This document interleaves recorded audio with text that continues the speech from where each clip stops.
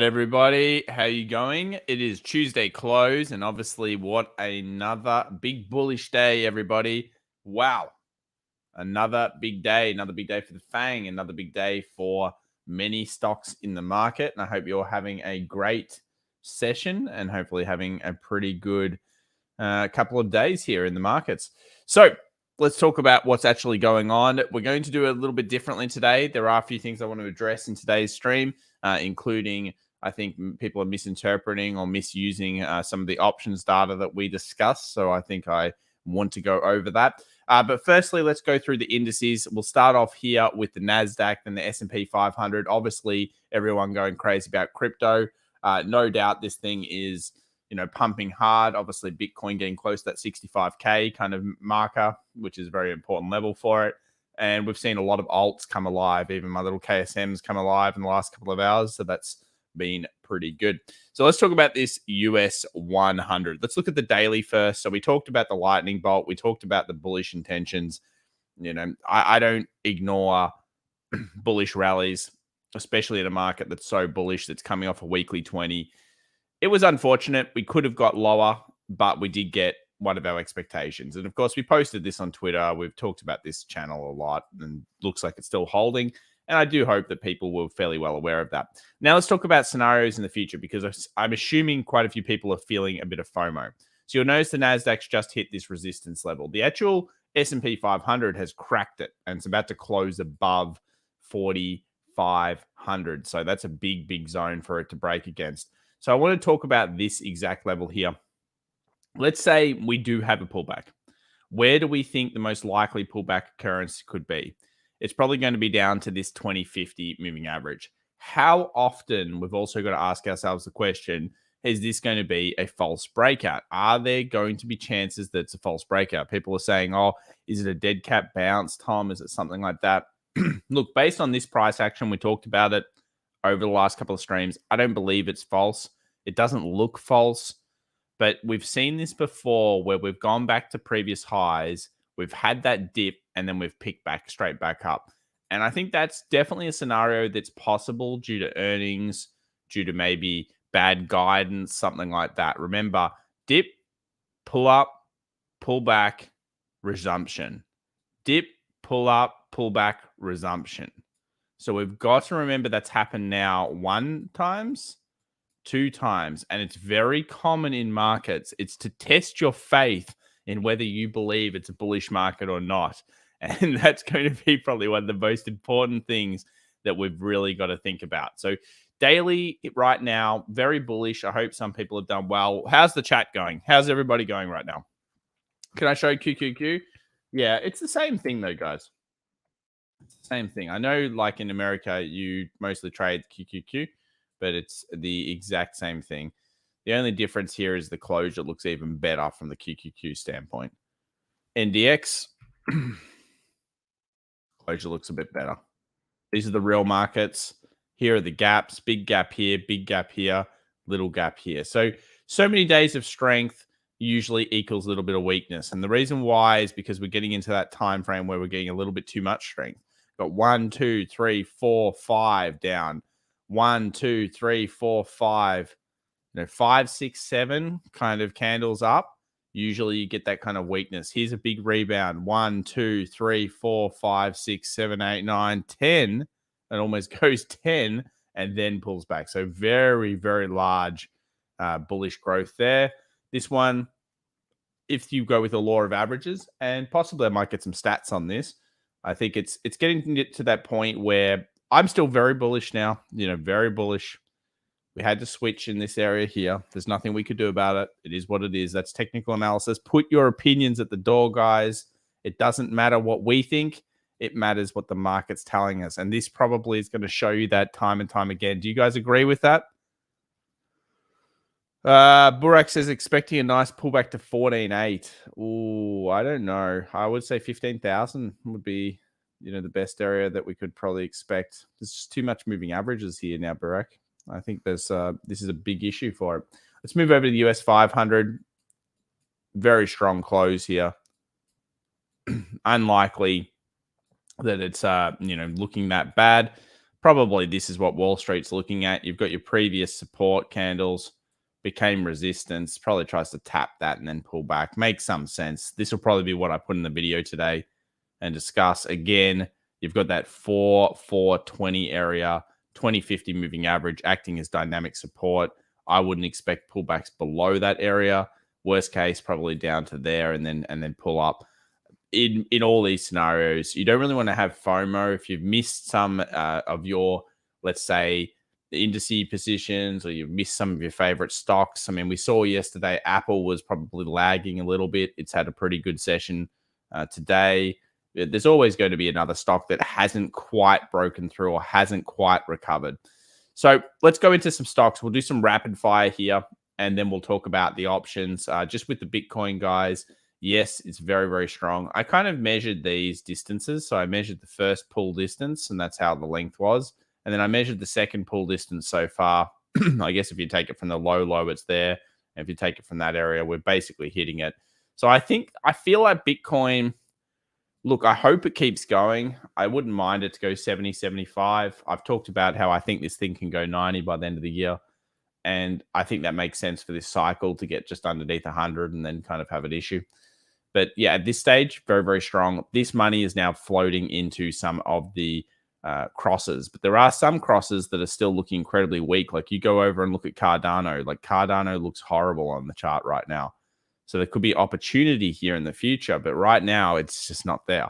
Look at that Cardano chart. You compare that to something like a KSM chart. A KSM chart looks a lot better than a Cardano chart right now. Absolutely, it looks so much better. Now, people are saying pins. Yes, we spoke about this yesterday. We like the close. Yes. Well, what can I say? Hey, whoa. Hot dang. Thank you very much, pins. Lucian. Yes. I like it a lot. That's a fantastic pickup on the close. That's why the close pays. Wasn't a huge gap. You actually could have picked it back up in the open. But in sometimes, it won't come back down. But do you see this, guys? You see the recovery, the road to recovery. Patience. Have I ever said once that I like this thing? No, because it's been crap.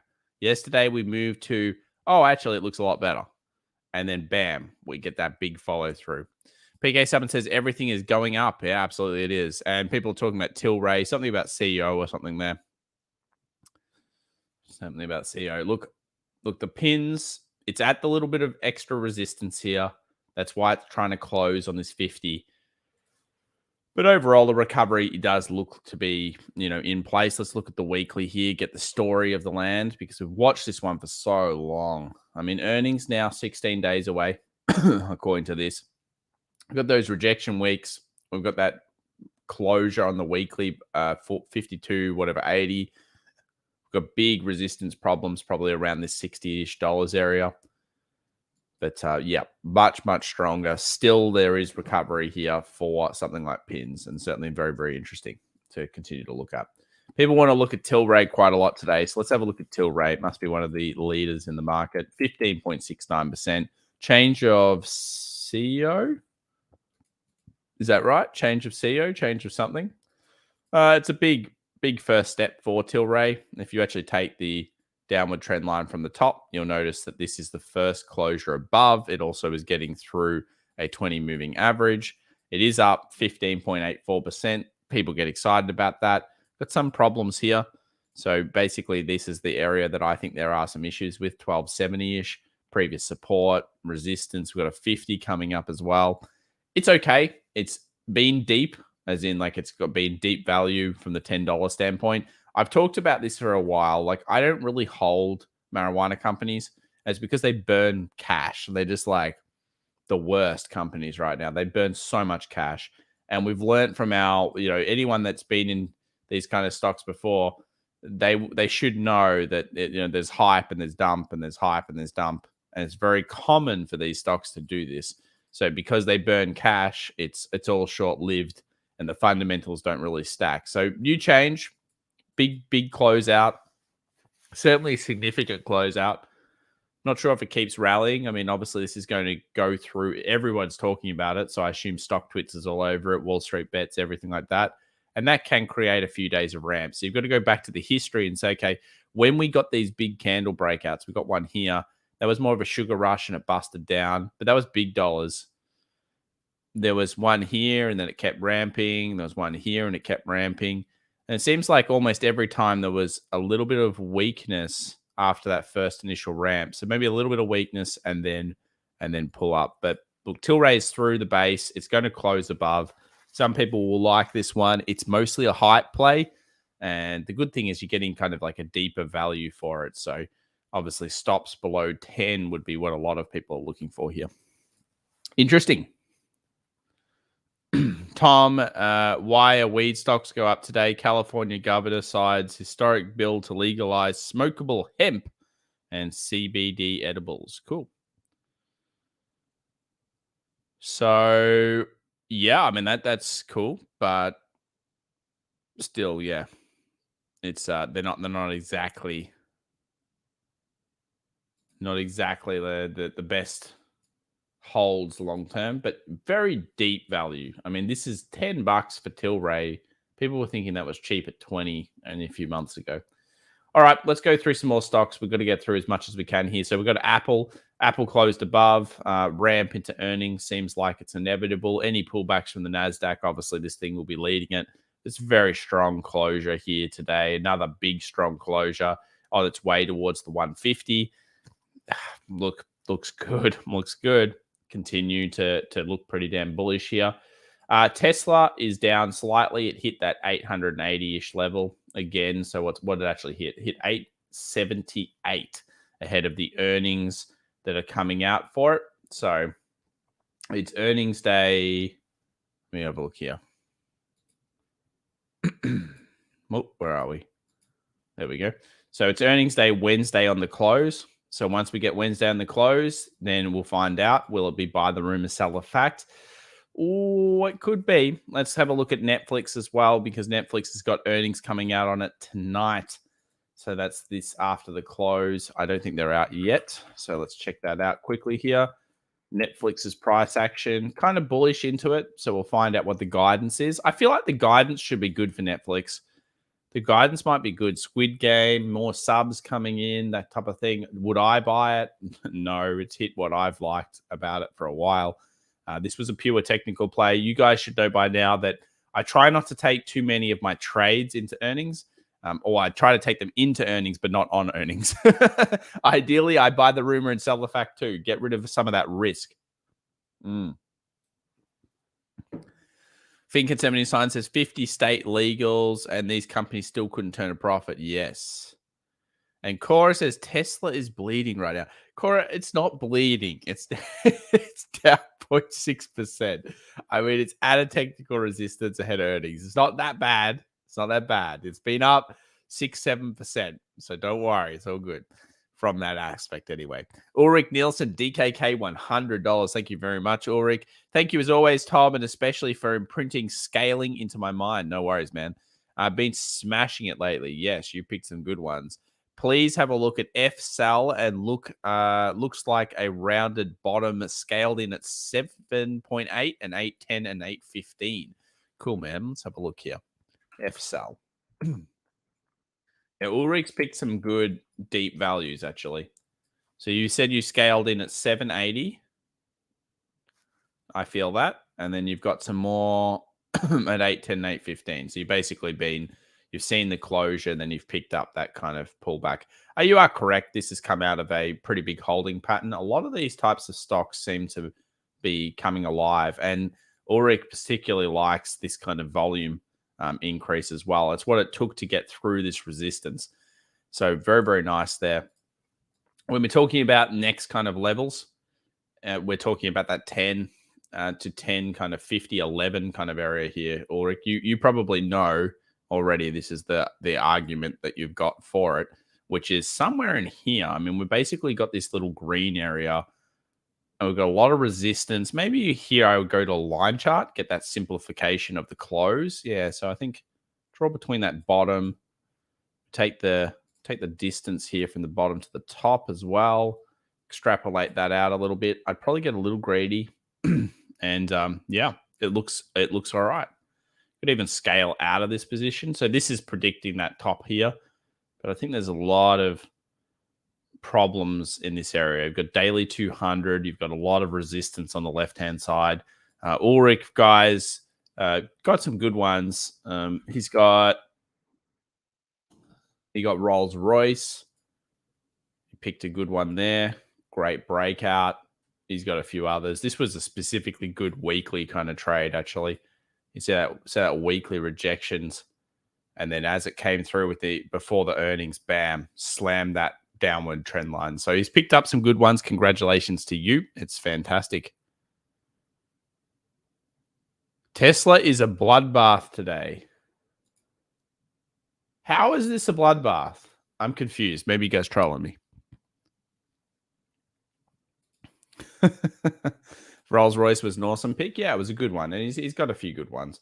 All right, let's go through. Rapid fire time, guys, coming into the close. 12 minutes. Thank you so much to the 571 people here. If you smash that like button, it does help. I heard that, unfortunately, our video was not presented to many people this morning or during this close. I don't know why that's happened. So if you do smash the like button, it will help us out. So we've got Square here. We've got closure above. We are seeing a little bit of strength coming through from that one. We've got Amazon kind of floating. I still think this is a pretty strong stock coming into this seasonal and the second double bottom. We'll continue to talk about that. End phase just goes from strength to strength to strength. This thing almost at the next TP. It smashed through another closure yesterday. Got to that 180, marginally closed above any of the previous ones and ran again. Very strong tan stuff here coming through. Microsoft not too interested in it. ARK Fund continues to recover due to all of the hypers. Beam doing well. CRISPR, all these kind of bios are doing well. But while they're deeper value, I want CRISPR above like a 105. I would prefer those types of things to occur. Let's have a look at TDOC. Actually, this is the first TDOC good day. We've seen this is a good day for TDOC. Surprisingly decent close here. So we've had weakness, weakness, weakness, first closure above. That's fairly significant for TDOC. This thing has been in the doldrums for a long period of time. Remember, this is what you would almost call a deep value hyper stonk. Bigger volume today as well. Look at that, guys. Sneaky, sneaky. Look at that volume. Volume improvement through the downtrend line. Not bad. Not bad into the close. Baba, further recovery here. Obviously going straight into resistance, 179. So I guess we were correct. This is where we started to say, okay, this thing's recovering. And it certainly is. And I would say that's probably going to continue to occur, though there are risks there. JD breaking back through above the high. So still some pretty deep value in the Chinese stocks. So all of those looking a bit better. Twilio continues its bullish move, but it is at resistance. So there's your resistance there. So a little bit of problems. NVIDIA slowing down, which I'd expect. Pins very good. Roku slightly down. I could see this turning down a little bit further and then trying to pick it back up. We've obviously got 366. Still looking better on the charts. Etsy, pretty strong. It's probably just coming down due to Amazon as well. The whole sector is probably pulling back after its very big, robust pickup.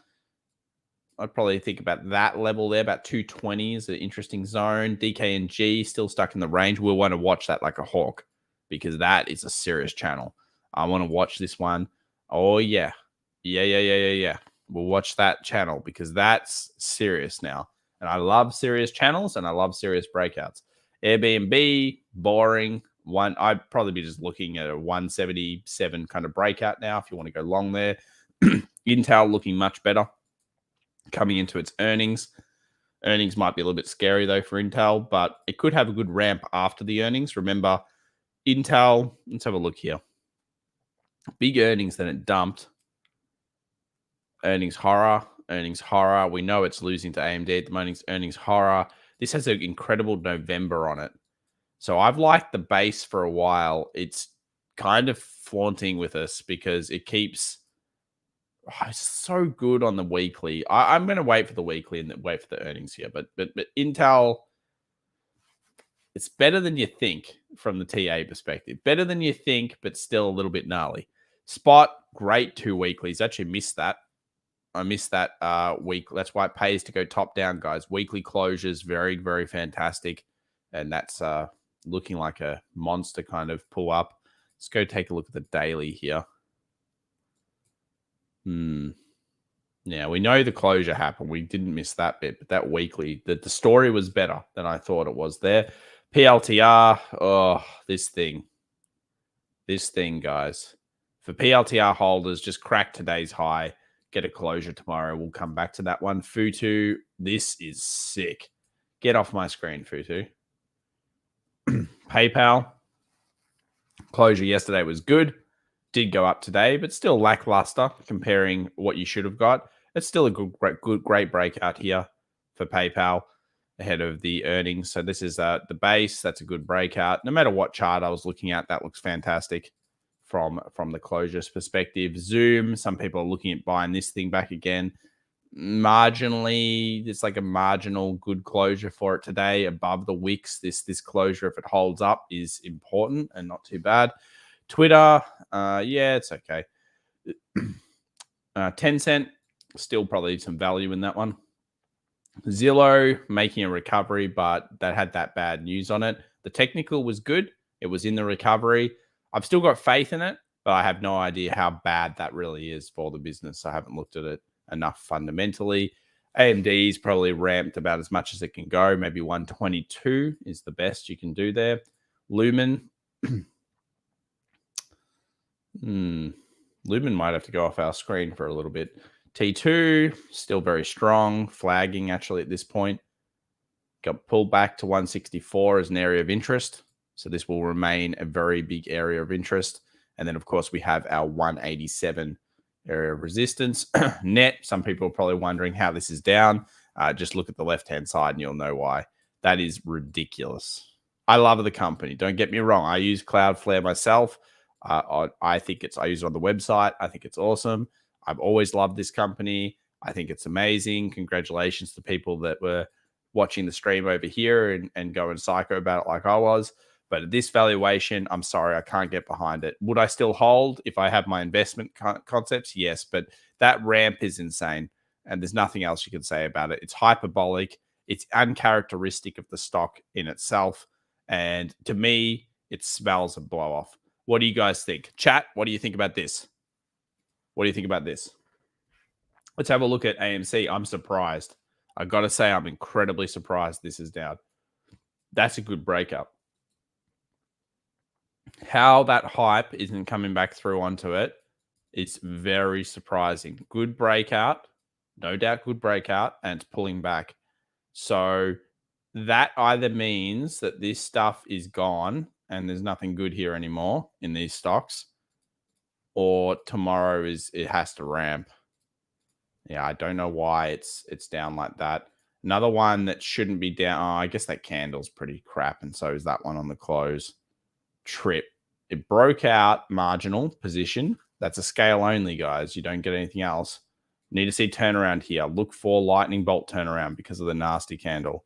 And that one closed nasty as well. Close is the key here. See those closures? If you traded the morning on here, you get obliterated. But because you trade the close on these types of recoveries, you're still waiting for that lightning bolt at these areas. So we're about 4 minutes off the close here. It looks like most of the markets are going to get to their highs or close around their highs. Let's have a look at some of the sectors. I'll bring them in right now. Let me refresh the sectors so we can see which ones are doing best. It's pretty much a story of what we picked up on a few weeks ago, which was that the solar index was the best one. TAN recovering the best, 3.91% today. Fantastic. There's a bit of a movement into utilities, into healthcare. Interesting. Even consumer staples is coming back up. So of the market today, some of the defensive, obviously TAN, complete standout, but then some defensive sectors or sectors that haven't moved recently have started to pick up. So let's have a quick look at the XLU on the charts, just coming into the close. As well, the 624. people are joining us. So XLU, we've got a bit of a resistance here. We saw that strength coming into it. Look at this. This is like clockwork. These guys are sneaky on Wall Street. They rotate into utilities. They dump the utilities, picking up the other stocks. And then if they're going to go for a second kind of pull up, let's say pull back, they're going to probably try to push utilities up again and then dump them again and then move in. Because remember, with it, guys, that when you have a hedge fund or fund in general, you got to always be invested. So you got to rotate around. Remember, sector rotation is going to be a big thing here. People saying Tesla's selling. I mean, Tesla's down marginally, 0.8%. It hit us perfect, though. I don't know what anyone really expects here. I mean, you're going into earnings at a resistance. There's always going to be some people that are trading the technical that are going to say, you know what? I made 22% over the last month and a bit. I'm very happy with that. I don't want to take the risk of earnings based on what I've seen in the past. I'm going to scale out. I'm going to lower my position. I'm going to do whatever. And then I'll see what happens. You know, if it goes up 400%, sure, I missed it, but that's what I'm doing. So that's why. Bitcoin all-time high? Yeah, absolutely. Bitcoin is going towards that 65K. It's pretty impressive. I did the lengths on it. So the markets come into the close here. 2 minutes till we get closure. Let's have a quick look at both of the big markets. Let's look at the US 100. We'll put on the QQQ for you guys. 5 minute. And we'll put on the US 500. 5 minute.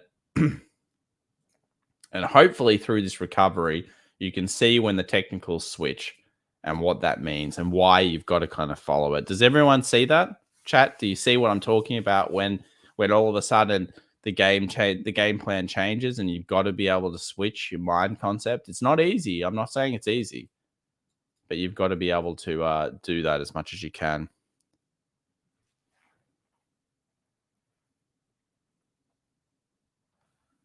Netflix chart. We had a look at Netflix. I know its earnings are coming out. Netflix just at resistance. It's not anything interesting to me. It's just at this stage, the technical resistance has been hit. It doesn't look weak, but obviously earnings will push it either way. Quick and nimble, says Ray Lim. Yep. And then it says don't fight the market. And then Finken says buy when others are fearful. Yeah, it's certainly one of the things that you want to do. So 45.20 here. US market continues in the strength. 5 days. Eli Collins says buy a net here. Their management won't dilute you. So there's the closure. We end up closing straight on the high. So we'll look how these futures end up trading post. Net is good, but I don't think it's necessarily fantastic at these prices, man. It's not exactly the best price in the world. So we'll go over some option stuff in a minute. As I said, I want to just quickly clean this up, and then I'm going to change the way I do the daily videos because, frankly, there's too many people messaging me with incorrect information. Now, some things to watch over the next 24 hours and why we may actually take a small dip. I'm not saying a huge dip. This US 10-year is about to break a new high. Now, we know that if the US 10-year is allowed to free flow, which it's about to start doing, and it free flows into a 1.7, into 1.75, into 1.8, that will probably affect, at least initially, the Nasdaq. You know what I think about this. My opinion is I don't care about the inflation of the US 10-year until it gets past about 1.95. At least I don't think it's heavily going to affect the long-term growth of the Nasdaq. So this will be the chart that a lot of people are watching. And also do remember our VIX is getting relatively low now. So all the fears come out of the market. We've gotten back down into the slumber zone. And the slumber zone, at least for the time being, should be around here. This is where we usually see those little bits of spike ups. So one of our warning signs in the past has been the VIX has gotten low. It's slumbered around here. We might have a sign like the US 10-year kind of like spikes up. And then all of a sudden we get that slight increase in the VIX. I'm not calling another correction. I think that's what we get, and only earnings can pull it back. But I do think that it would make sense, especially with today's hype. I mean, this is a very strong closure and aftermarket buying, that you keep the positions that you have. I mean, you obviously have your own decisions on them. But overall, there should be a small pullback. Most markets will pull back. Whether it pulls back tomorrow, whether it pulls back in 15 days, you've seen it before. Go have a look at the markets. Think about these pull-ups and what usually happens. So even when it pulled up here, very aggressive market still gave that second entry. Okay, not many times second entry, second, like, potential entry. There's always that little dip. So we've got this and we're currently here. So what do we think? If we hit the bottom of this trend line, which we will discuss today, just remember, there's a good chance that we have a small pullback followed by further recovery. Nick Callower says, can you check out ATVI breaking its downtrend? Yes, ATVI, Activision Blizzard.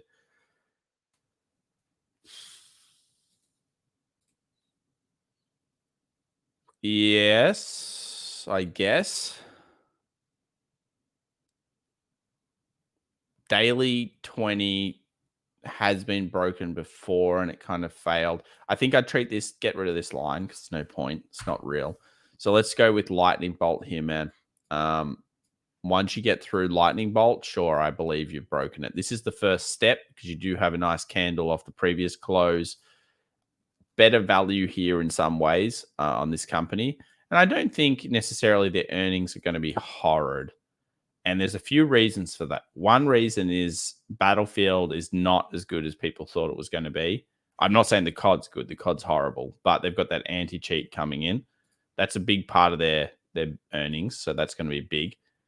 And I think a lot of people will just go straight back to Warzone. They're going to lose a lot of Warzone players, though, to Apex at the moment. So I think that's very important because this is a big earner for them, whether you want to admit it or not.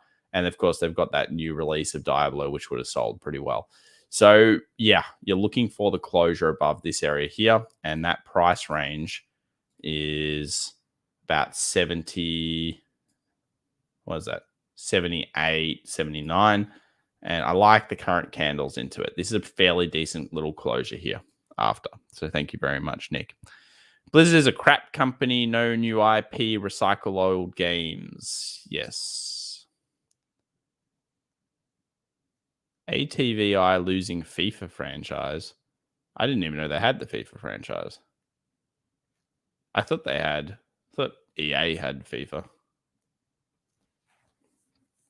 The apex of COD. Absolutely. All right, let's talk about something, or the elephant in the room here, that I want to clean up. Okay, firstly, people are making too much fuss about this, which is Max Payne. If it worked every week, then of course it would be the golden goose. It is not the golden goose. Let's talk about options. If we know that 70% of options in general expire worthless, okay, cool, great stat. However, it's not going to help us necessarily every single week. When does the chat think you would use maximum pain theory? So that is that at the moment, you've got 442 max maturity. That basically says that the SPY should be lower than it currently is if you're going to make as much money as possible on Wall Street. Which, remember, that would mean that more than 70% of options are expiring worthless to get maximum pain. And that's not statistically likely. You got to think about it. If you have lots of options here, and you're saying, oh, I think it should close at 442, that's going to be over 70% ratio of expiration. So when do you think you might use this? And there's only very specific option strategies you would ever use on this kind of concept. Obviously, I'll give you my opinion. You don't go and do this type of stuff, guys. But this is not as useful as people think. It's more about certain other things. S&P pumping after hours. Yeah, it's doing great. Netflix got 4.4 million new subs. Doesn't surprise me. They would have loved the last. They probably would have been fixing their numbers just recently with guidance. Let's have a quick look at the next Netflix things. Why yields inversely correlated to tech? Borrowing costs. Tech tends to have a lot of debt on it. Matthew Harris says, if maximum pain is at resistance or support, it's more useful. Use multiple stats. Yeah, it's more useful. So firstly, you should always be looking at your TA first. This doesn't matter. It is not your overriding reason to do anything because it's crap unless you put it together with resistances and supports. In my kind of opinion here, you use the maximum pain when you're in channeling markets, when you're in sideways markets. The reason why a few of them did expire, let's say we go back 2 weeks, was because we were in a range a little bit there for a small period of time. So when you're in a range, it's easier that the markets will expire within the maximum pain theory, okay? The range is important. The key resistance or the key support of a range, being the maximum pain, is also more likely. And that's where you use option strategies. And I'm not going to tell you which specific ones you can use because I don't want people going out and stuffing it up because they don't understand that they can get executed on certain ones, etc. But that is the maximum pain theory. You only use it in sideways markets, in my opinion, where you're actually looking at technicals and you're thinking about, okay, does this make logical sense to a resistance or a support technically? So number one, always use your TA first and not just that theory. It is not good enough, guys. I cover it because it's cool and interesting. It is not good enough to use as the basis. All right, let's go over to another elephant in the room, and that's this open interest strikes and how I use these. And it's not very complicated. All right. So usually in open interest strikes, you may have this type of chart, and this is telling us really nothing about the call side. Okay. The call side is marginal. There has been times in the last couple of weeks where we had 800 being a little bit bigger on Tesla. Remember that? We had 800 being a little bit bigger. So what I do is basically if we have a support, let's say we have this level here, and let's say technically the stock's going up and then it pulls back and it pulls straight back into this level here. And I believe that's a technical support based on previous buying, okay? This level, I'll let the chat answer this while I read Breno's. This level will become an area of extreme interest for me because we have a huge amount of options at this level. Now, if we have a huge amount of options, it is not in Wall Street's best interest, because it is an outstanding amount of options, for them to let it expire underneath there. If you see a lightning bolt then come off that section, do you think we get greater confidence that that was a great zone based on our options interest, based on the fact that we have a huge amount of puts there? We can then go from the 22nd and we can push it out to the week after and see whether that strike continues to be massively putted. And if it is, it creates what we call a put wall or a put base effectively in the markets. Very important. Brett B, Australian 14.99. Hi, Tom. Is MFG on the ASX a falling knife or about to stop falling? It's crossed above the 20 EMA. Important fact. Do I see a double bottom there daily and possibly Morningstar on the weekly? Sorry, I'm an amateur. Thanks. Well, thank you very much, Breno. No worries. We'll check that out in a second. So let's see if anyone realizes what's this going on. So anyway, whatever. I'm going to just quickly explain this. We've got a level. That level is, let's say, 750. Doesn't really matter what it is. If the market comes down to 750 during that week, and we know there's a lot of puts there, it is not in the best interest to expire underneath that level. It creates a put wall. We use TA as number one reason. So if we have, let's say, a base formation, we see a breakout above that, or we see it hold, and then it breaks out above, we go check the next week. There's again lots at 750. Do you think we're going to have smiley face pandas and feeling very good about the world? Absolutely, because the base is there. But you only use this chart if you have clear walls. And I usually only use it on 2 strikes. So basically I'll have if I have an outstanding put strike, then I'll use it. And if I have an outstanding call strike, I'll use it potentially for take profit zones. That is it. You're bringing it together with your technicals. And people accused me yesterday of not understanding options and stuff. Hell no, guys. I understand options. Believe me, it's my bread and butter. I understand it. It is a misinterpretation of how to use the stats. When I say you expect it to be within these ranges, it's because you have 2 walls each way. But the walls must be very, very strong. In this case, there's no wall on the backhand side. There's no big put level. I mean, yes, you've got Apple here at 150, which is certainly something I would be looking at. And guess what? You go back over to Apple this week and you think about it. Hey, it makes sense. We've got a little bit of resistance around 150. Do I expect take profits at 150? Yes, I expect some scaling. So then I'd push it out a week, have a look at it a week away, see whether the 150 call is there. And if it isn't and it hasn't been put there, then what's going to happen is probably going to expire around here. and then be allowed to move through to the next level, because again, Wall Street won't want to pay off the most popular strike. The most popular strike is the one that's really the importance here. So I hope that clears it up. Does it clear it up, chat? Let me know. Otherwise, I'm going to leave it there. I'm going to keep it to the mentoring discussions, because I need more time to explain it, more time to go through the exact thought process. And yeah, it's not, look, I'm not saying options is easy. And the way I look at it is contrarian to many other people. But that's because, guess what? A lot of stuff on the market is contrarian to what people think. All right, let's have a look at the Magellan Funds. This fund has been a disaster. It's been an absolute disaster, and I'm not really sure how they stuffed it up, because they were doing pretty well for a while. I don't really know what's underneath here. Volume has certainly become a lot higher. Volume has become a lot higher.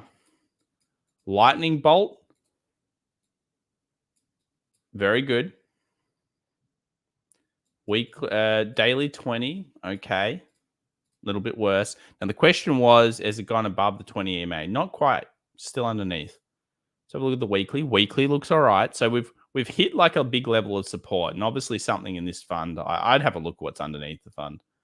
But yeah, it's found the support. It's got a nice weekly. It looks like it's trying to base, and that is a fairly good base. It's not exceptional.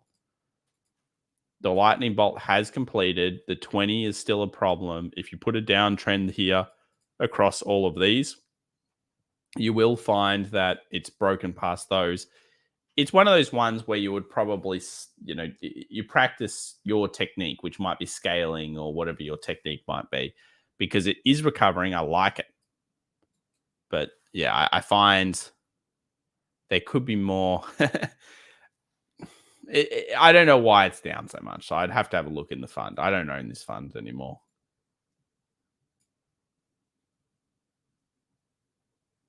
Or is this just the Magellan stock? I don't know why it's so bad. I really haven't looked at it. But from a TA perspective, recovery is coming through. Matthew Harris says, yes, makes sense. Yes. So many people misinterpreting it. I'm sick of it. It's crazy. Don't. The problem is it's impossible to explain easily over text. Yeah. So I want to keep it to simplification. I think what I might do is get rid of Max Payne. I don't even like Max Payne. I only conceptualize it for very specific strategies at very specific times. Because if it worked, again, if maximum pain worked all the time, then it would be easy. It's easier. It will not work most of the time. Jobo 1999. Well, thank you very much, sir. Appreciate that. Tom, as a business owner, I appreciate and admire the passion you have for your craft. Thanks, man. Yeah, I'm still pretty passionate about it after all these years, and would like to thank you for sharing your knowledge with us.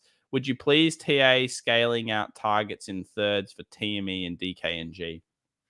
Sure. I'll look at the technical levels on all of these. Thank you very much, Jabo. So I like, at the moment, we have a very good channel down here. Yeah. We've got a perfect, fantastic channel. I like the channel. And if we close above, then of course we start to look at, well, where are our next resistances? So we have a few different resistances. We've got the first one, which is coming through that level here. So I'll put a line on it so you can see them. So they've got a big technical resistance around that 55, just underneath 55.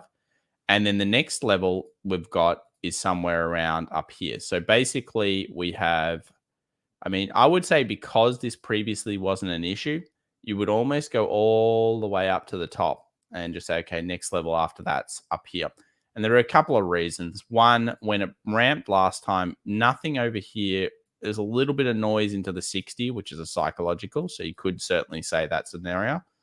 But then it went straight to that 64 kind of dollars, just underneath 65. So my levels would be around these types of zones. I don't know how good the 60 is. I would watch the price action into it, but I like the base here.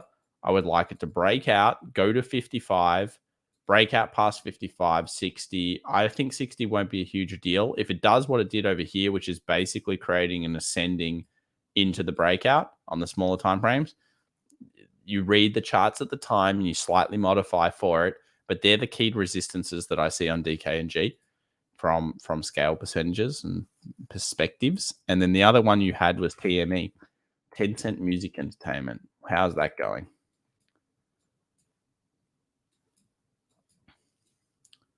Well, it looks like it might have finally found its base. You got the lightning bolt. I guess the only problem I really have is that move is so huge that you take this. It's like a flag on the smaller time frame. Let's say we take the flag and we give it all the beans. Probably like a $9. This is a much harder one because it's so deep and so sick on the charts. You've got very little left-hand side to deal with. So your first level is going to always be this closure resistance around this 930. But once you get through that, then I think the next thing you want to do is probably take it like a base and then extrapolate it out.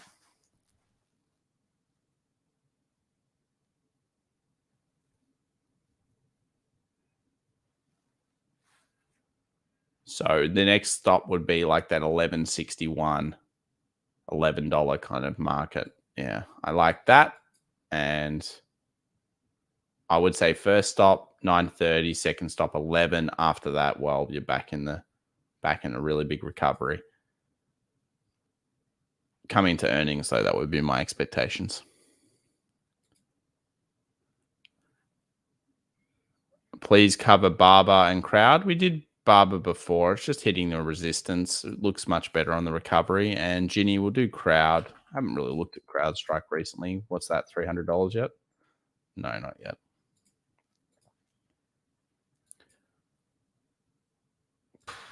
Crowd's kind of near its highs, basically at resistance at this stage.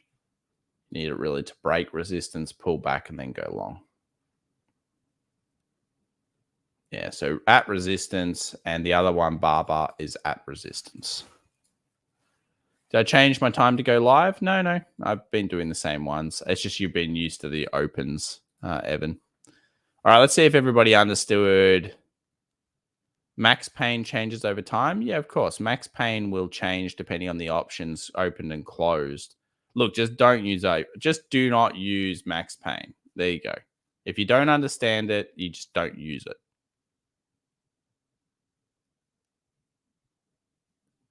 Bradley probably says it the best. Makes sense the first time you explained it, but if you don't understand options, it's not going to click. You've openly said don't trade based off that alone. It's just data to support TA. Yeah, I know, but people are going nuts about it. I don't know. Like, it's not just a single person. It's many people have messaged me. Many people. And I guess, like, I don't really like people not understanding something to at least some degree and then realizing that it is a tool to be used with your TA, and then they go off it like it's the golden goose. Options it's risky, guys. You got to be careful, You can make big mistakes. Like, a lot of people still don't even understand there's a difference between American options and European options. I mean, does anyone here in the room know the big difference between these two? So if you have, American options or European options, what's the big difference between both of them? If you don't know that answer, don't look at options ever again until you know that answer. that would probably be my top tip of the day.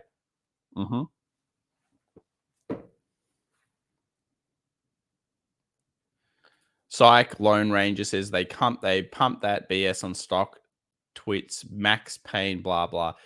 It can be used, but you've got to use it in the right areas. Every week, it is not going to work. And I think that's super important. Lunch Money says, if max pain alone was enough, of us would be writing codes to trade instead of listening to this session live. Exactly. Not one thing will work together. Not one thing works by itself. It's understanding the story. And I always say, people come in, they say, oh, patterns. And look, do we teach patterns in our technical analysis masterclass? Go check it out on fxevolution.com. Absolutely, we do. The patterns are important, but more importantly than the pattern is actually the story of the pattern. And I think the story of the left-hand side is often underutilized. I've been talking a lot about this in the mentoring sessions where I can really dial in on it. And obviously I keep some stuff back for that. But American, European, you need to know the difference. People know exercise early with American. Exactly. So if we put lots of legs on something, let's say we've got a spread, or we have, a big kind of position where we're straddling it or doing whatever we might be doing. If we have a 4-leg strategy and one of our legs gets exercised accidentally, is that bad? Oh, hell yeah, it's bad. That makes us have a sad face and we're like, oh my God, I'm very worried. So we need to be very well aware that if we're not, like when you're doing multi-leg strategies, ideally you would be using European. One is from America. Yeah. Finkin79 says, I don't understand them well enough to touch them yet. That's fine. If you understand that you don't understand, that's perfect. If anything, that's absolutely perfect. Solo says, hello, FX. Would love to see some TA on ADA Cardano. Yeah, sure, man. We can look at Cardano again. It's interesting how the most loved coin only a few months ago is now not loved. See how the game changes? Yet the most hated coin, BTC, is now loved. Isn't that fascinating, guys? It's all right, BTC. I never left you. I never left you. I never stopped believing in your partially useless coinage. but the thing is, it's still the index of coins. Ethereum and BTC still run the show. If BTC gets smashed, the rest of the market gets smashed. And therefore, it's like the index of the coins at this stage. Yeah, so with Cardano, the big problem you have is it's actually downward sloping at this point. So you've got a series of lower kind of peaks coming in, and you're obviously starting to put weakness back on this low. I think 190 is going to be a very important area for Cardano if it does get back down there. I mean, let's go into the smaller time stage. Let's go to the 4 hour. So the 4 hour it doesn't look healthy at this stage. We need to snap some of this weakness off because there's so much weakness coming through. Is there a trend line that we can use? I don't think that's going to show. Not really a trend line I'm proud of, but anyway. So yeah, I don't think we have the signs of a recovery here in Cardano yet. And this is just really a chart that I would sit back and watch. We know we have some key levels. 190 on the support. Okay, I'll set an alert for that. And 232 for a resistance. We'll set an alert for that. And when you're in a range like this, it's almost pointless looking at the chart because you've got this kind of problem where, well, what can you really do in here? I mean, you can scalp and day trade and do those types of things. But if you're looking for that participation phase where the hype comes back in, the hype cannot return until it gets out of a range. Case in point, probably at the moment, is something like KSM. If we look at KSM, it's been a pretty crap chart for quite a while. I mean, the story is better than Cardano. But, today it's looking relatively better. Relatively better. We've got the range. And then we've got the closure out. Very important. So much, much better in terms of that. That's right. Many people answering that option stuff about the European and the American. Good. You need to know that one. If you're placing multi-leg strategies, I don't think you go into a broker and it says, whoa, bang. And it says, did you know? I mean, sure, it says somewhere, but it doesn't say when you're placing the trade. Did you know that these can be expired at any time? A lot of them don't tell you that. Or you just click next. John Glassy, £5. Thank you very much. Hi, Tom. Any comment on the VIX outlook plus thoughts on BB end of today? VIX outlook, VIX very low. So I'll bring this into today's closure video. I think the VIX is at a very interesting point. We're back down into what we would call I guess, calm before a potential little bit of storm. This is exactly that level that we've seen bounces off before. My main theory here with the VIX, and I think the VIX will eventually go back down to the 12 level, don't get me wrong, is when I go back to the global financial crisis, and I do a lot of study based on this, because why wouldn't you? It's the most relevant thing. It has QE in it. So people say, oh, it's a different scenario. Sure, but it has quantitative easing, so it's the only one we can really use.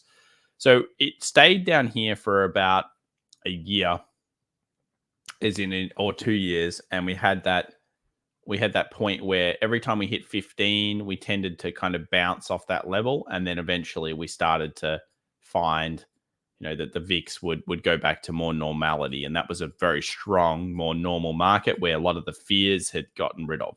So let's consider that this level here for about till 2012 which is what, 3 years after, 2 years after the crash, it was still sitting around there. Now, I would say this time around, we're in a position of more sentiment strength. So realistically, I expect this area to hold for a little bit longer and then for it to eventually return back to the 12 and a halves. So, yep, right at the support, exactly where I expect it to kind of find a little bit more. And even though the market's pumping right now, and I am bullish, don't get me wrong, I think that maybe this downward trend line becoming the resistance could be a thing. And then we see that little bit of a dip over to scare a few people. And then, of course, we go back to recovery. I do feel like that was the correction. Let's have a look at BB for you. Of course, I could be wrong. I'm just looking at the charts and obviously switched last week. And what do? I always knew the time was running out. BlackBerry, very strong pump. It's interesting this one pumped while AMC had a better technical trade on it. BlackBerry, I feel like just went straight to the resistance. So previous pump, previous resistance. Big thing here for BlackBerry will be getting through this area. So for a lot of people, I mean, if I was in this holding, to me, this would be a very strong resistance kind of, okay, I feel that profit level. Move on to the next or wait for it to close out, practice scaling, and then hope for the best. Big resistance hit today, though, for BlackBerry. SP Rocket $10 super sticker. Thank you so much, SP. Appreciate your support. Thank you very much for that.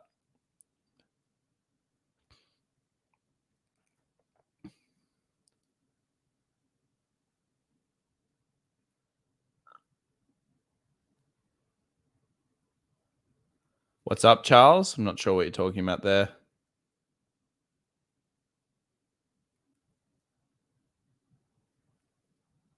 Charles says, I bought a token of BTO today. I invite the mooning.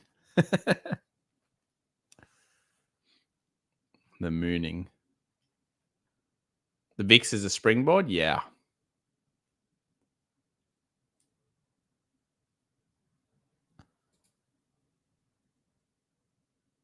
Charles says, like Tesla, AMD, AMC, I have proof that I have done dumb things. We all have bad trades, don't we, Charles? But that at the end of the day, if we have bad trades, we learn from them, that's the difference. The people that don't learn from them and continue to make the bad mistake, they're the ones that are not around in 1 or 2 years. 10-year is already done. That's certainly coming in the review. I think that's probably that, and the VIX make me think we're probably getting close to a little bit of a turn here in the markets. Do I think the markets continue to strengthen? Yeah, optimism into earnings is always a big thing. And let's have a quick look at the Netflix post, because we didn't actually. Maybe I'll start reading some of the reports now that we're in earnings season. So Netflix post market, flat as a tack. To me, this technical has played out the way we wanted it to. Not huge on Netflix. I think it's kind of a good stock, but it's saturated pretty well last year. And what will happen now is they'll have like a downgrade in subscribers, and then they'll get a good show, and they'll see an upgrade in subscribers. And overall, they'll go into more of a consolidation part of their business where they'll grow, but they won't grow it anywhere near the pace they used to.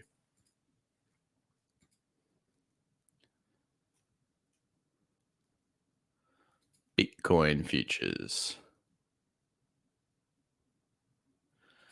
Brandon Anderson says, early in the stream, you alluded to some changes coming to the stream. No, it's changes just coming to the way that I'm going to represent the options. I think that people are misinterpreting this screen. So I'm not actually going to ignore Max Payne completely unless I think it's relevant to the current price action. So this is now out because people are using it too much, and it's stupid to use it too much. And I will use open interest strikes, but only when I see the big strikes on both sides. 4 million new subscribers on Netflix. Yeah.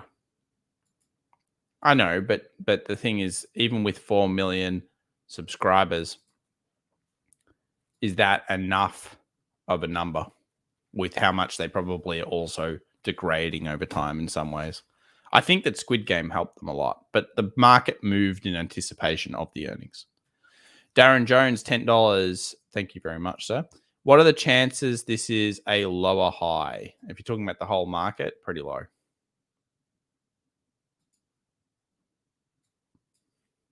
Pretty rare. Very rare. Maybe we can do a quick study on it. Go back to the NDX. Let's think about it. So we've obviously had, let's say this is actually a new high and then it pulled back.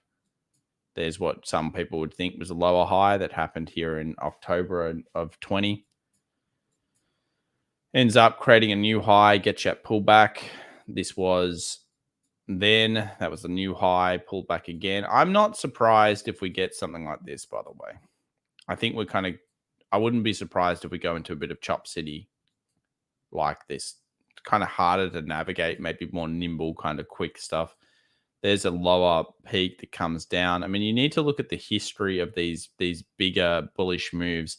And when you get that bullish pickup, especially as sustained as it's been, how often does that sustained pickup become a second bearish bust? That's what you've got to ask yourself. So if this isn't sustained, that's not sustained. I like to look at the left-hand side and always say, so there's a quick sharp gain. So that's a sharp kind of like dead cat bounce. So there's a dead cat bounce, then it comes back down. But you will know a dead cat bounce because it will come up so aggressively. This is not as aggressive as that. See how aggressive that is? Like 2 days. So the scenario you're talking about is more of, this 08 scenario where it comes down, picks up relatively slowly, and then of course degrades, then it picks up again. That's a lower high. That is symptomatic of a crash. I don't think we're at that stage in a cycle though.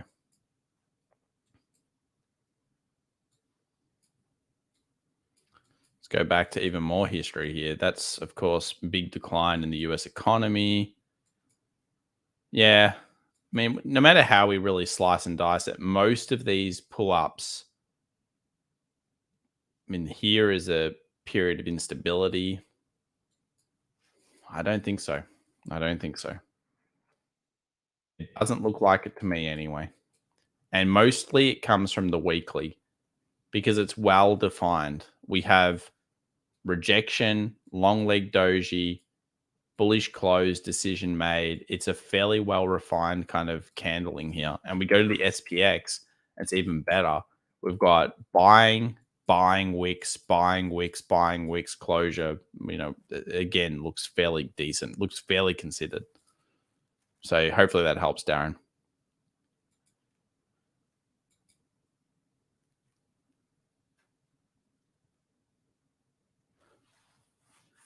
Solar stocks seem to be breaking out. Yeah, attrition, but 10 has been something that we've watched now for weeks. We picked it down here. I mean, it is breaking out of a serious big channel now. It's got even a flag on it. It's you can see that volume pick up. Look at that volume. Sneaky, sneaky, sneaky. We saw it here. We kept seeing it in phase, others.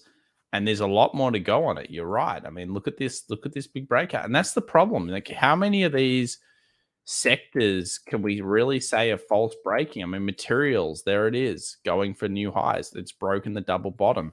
XLRE. We go look at that. Breakout. Looks good. We go look at XLI. Industrial. Broken out. Looks good. I mean, it's so rare that you get so many sectors looking great. I mean, the sectors look great. They have great bases. You cannot ignore that. It's an early warning sign. It's an early good sign for the markets, and we're in earnings. All right, I'll leave it at this one. Darren Jones, $5. Thanks, Tom. Cheers. No worries, Darren.